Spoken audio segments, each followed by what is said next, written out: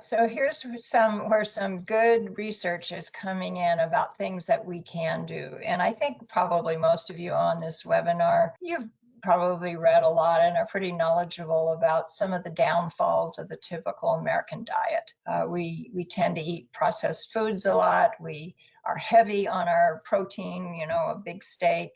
There might be too many fats in our diet. So what they looked at is how important is it in having a balanced diet and changing some of those components? And they came up with a diet called the MIND diet, which looks at the benefits of the Mediterranean diet and also at a specific diet that was prescribed for keeping your heart healthy called the DASH diet. They kind of combined the good things of both and came up with something called the MIND diet. And it has been shown to definitely lower the odds of Alzheimer's disease.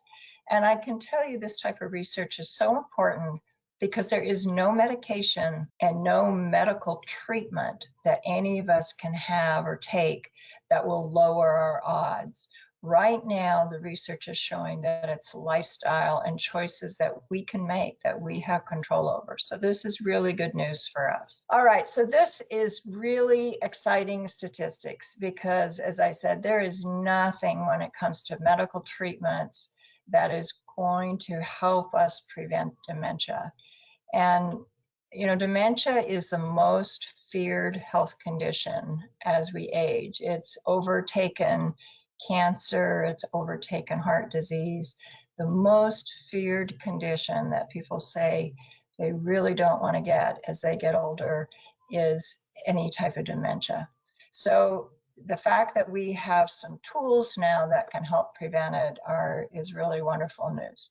So Rush University, funded by the NIA, published in 2015. So the MIND diet lowers your risk of Alzheimer's by 35% for people who moderately follow it, and up to 53% for those who adhered to it rigorously. So you can make just moderate changes, just add some of the things that are suggested by the MIND diet, and you're going to get some benefit. People go, oh, well, I might as well give up. I'm not going to become a vegetarian. I'm not going to give up my glass of wine. I'm not going to give up, you know, having fried foods once in a while. You don't have to. You don't have to, you know, completely change your diet. But if you're willing to make some changes, you'll get some benefits. It's very exciting. So this is the typical diet in the United States, and 63% of our calories and nutrition come from processed foods. And I always like to say that's the stuff that they cluster around the checkout line when you're waiting to check out your groceries. It's the fried snacks, it's the candy bars.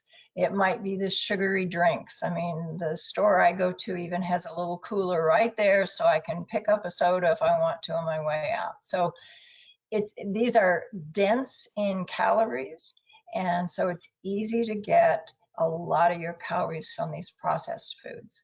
25% of our calories in the United States typically come from animal food, from meats and dairy things. And plant food, we kind of neglect those, and only about 12% of our nutrition comes from plant-based foods. So a little bit different than the Mediterranean diet, which has more of a balance.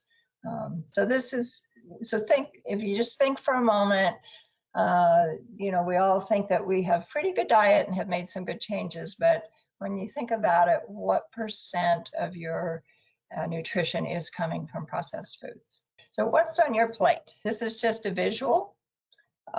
Fruits and vegetables should take up about 50% of your plate. And protein, and it doesn't have to all be animal protein. It can be nuts and legumes. So as I'm saying, you don't have to give up your meat, but could you mix in could you have a bean salad with it? Could you have some lentils or quinoa with your animal protein. So can you begin to just add some more plant-based proteins?